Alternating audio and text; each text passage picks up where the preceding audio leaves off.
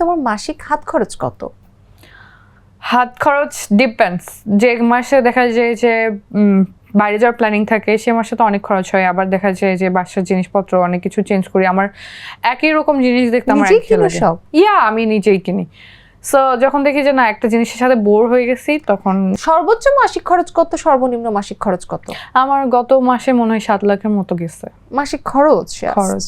তাহলে ওই মাসে ইনকাম নিশ্চয়ই আরো দ্বিগুণ।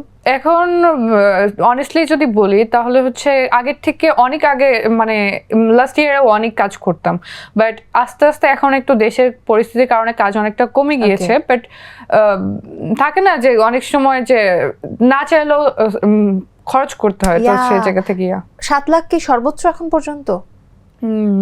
7 লাখ মনে হয় সর্বোচ্চ। হ্যাঁ। সর্বনিম্ন?